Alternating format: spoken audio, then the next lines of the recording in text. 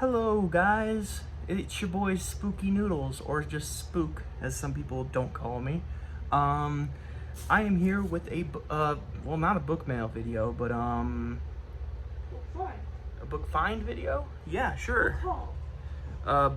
We got some books here from a bookstore called Source Books, which is a bookstore in Davenport, Iowa.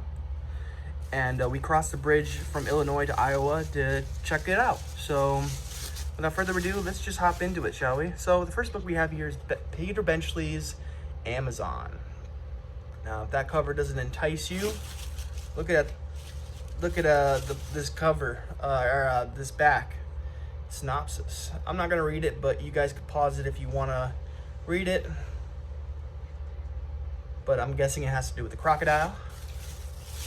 All right, next book we have here is, I'm not gonna read the synopsis for this one because I already have done this before, but Headhunter by Michael Slade. It's in very good condition too. Okay, so we're just gonna kind of fly through these, but there is a few books that I actually want to read the synopsis to because I am very curious to read it, so yeah. And I think this is a book, yep. This one is Blind Hunger by David Dark. Let me read the synopsis. Undying devotion. Recently widowed and blind, Patty Hunsaker doesn't feel like going on with her life until the day an unexpected visitor shows up on her doorstep, claiming to be the twin brother of her deceased husband, Matt. Patty welcomes Mark into her life, but soon finds herself wondering if inviting a stranger into her home was the wisest thing to do. Soon Patty is living not only in a world of darkness, but also of terror. At night she hears strange sucking sounds through the walls, smells blood in the air, and when she allows Mark to embrace her, his stinging kisses fill her with fear. At first Patty fears she's losing her sanity. Then she makes a shocking discovery. Mark is really Matt, and he isn't dead. He's a vampire. And now Matt plans on showing his wife that loving a vampire can be a bloody affair. Blind Hunger. So that sounds very interesting. I got this book because not only does the author's name ring a bell, and the font in this book is huge, but it comes in at 254 pages. So it's a very small book, and I probably can eat this one up in 2 months because at the pace I'm reading at. So yeah. All right. Sorry for not reading the first two synopses or whatever. I didn't really want to. Next book is The Awakening by John Russo. Now, I don't know where I've heard John Russo before, but the name rings a bell. Let me read the synopsis. For 200 years he has rested. Now he rises. Now he will be satisfied. Nothing can stop him. No one can resist him. Benjamin Latham is young and handsome, his 18th century mind wakened to a bizarre 20th century world. And there is the need deep within, an animal need, frightening, murderous, unholy, a vital need that must be fed. And with his need comes a power over man and woman to do his bidding, to quiet his dark craving. Until the murders begin, and the inquiries, all suggesting the same hideous truth. Now Benjamin must find sanctuary, a lover, a partner, a friend, someone who can share his darkness, someone he can lead to the awakening. So yeah, it's a man wakes up as a vampire, has to figure out what to do type of story. It sounds really good though, because I've heard John Russo before. Don't know what book he's written, but it rings a bell, so yeah. All right, I'm saving one book for the end, so I'm gonna grab this book. This book is called Wolf's Gambit by W.D. Gagliani. Wolf's Gambit. Let me read the synopsis. Some people are afraid there is a wild animal on the loose, savagely tearing its victims apart. Others, like Nick Lupo, know better. Lupo knows a werewolf attack when he sees one. He should sense he's a werewolf himself, though he's been able to control his urges and maintain his secret. He's also a homicide cop, so it may be up to him to hunt down one of his own kind. It looks like there's a new werewolf in town, a rogue out only for blood, but looks can be deceiving.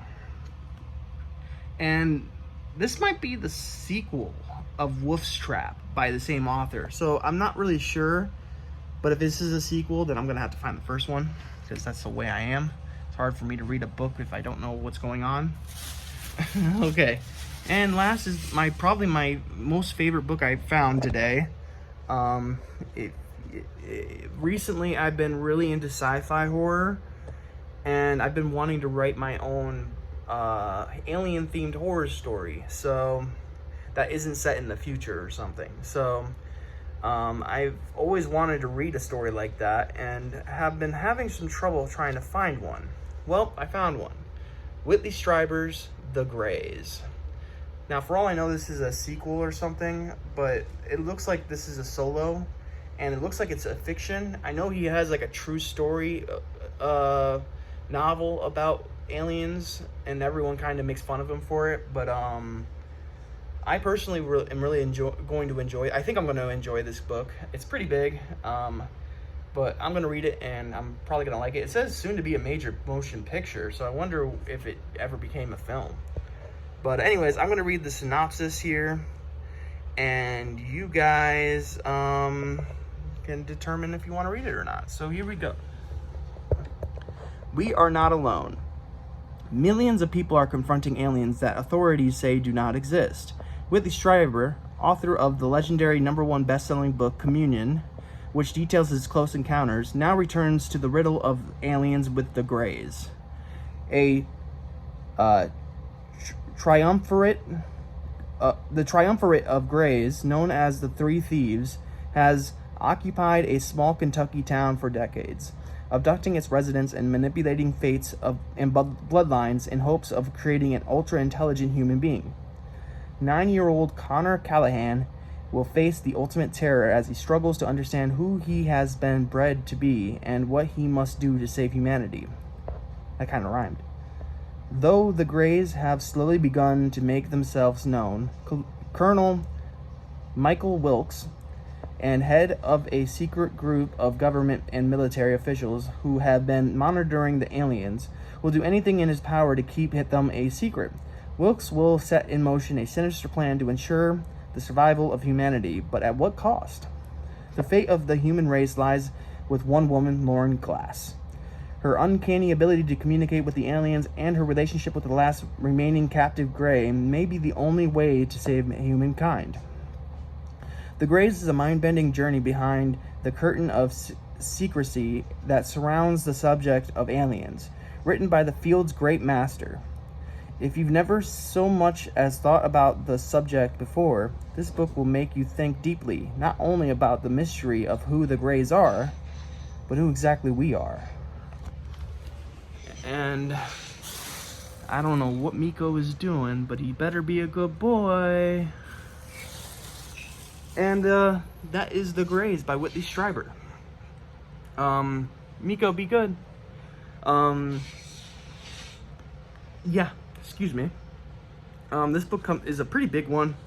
If I ever jump into this one, which I will, probably sooner than later. This book comes in at 371 pages, and it just looks like a lot of fun. It's kind of reminds me of a Robert McCammon book, the way it has 3 connecting storylines, and it sounds like they're all gonna branch and maybe even connect with one another. So that sounds like it's gonna be really cool. You have a lot of quotes here from people, and Publishers Weekly and stuff like that. I bet Stephen King probably gave him a quote, or not. But anyways, this is an author I've been wanting to check out for a while now. I had Communion, but then when I figured out it was learned it was a real story based on real events, I kind of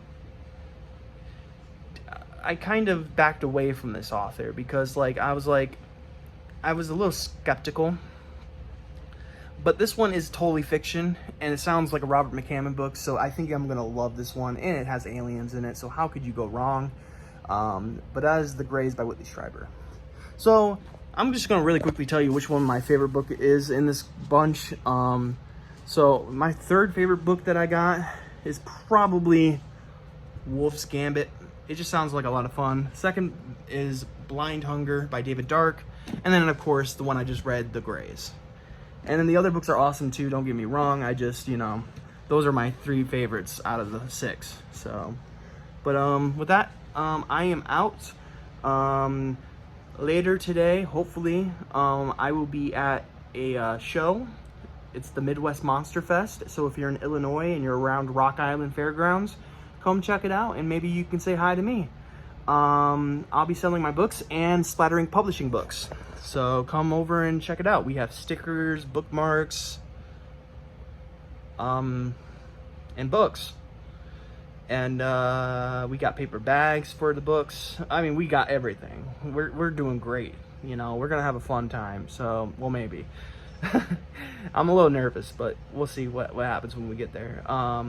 But anyways, I hope you guys are having a great day. I hope you have a spooky night. I don't really have much writing news other than I'm gonna start a new story soon, and I have a few short stories in the making. So, yeah. So yeah, without further ado, let's just end this video. Bye, guys.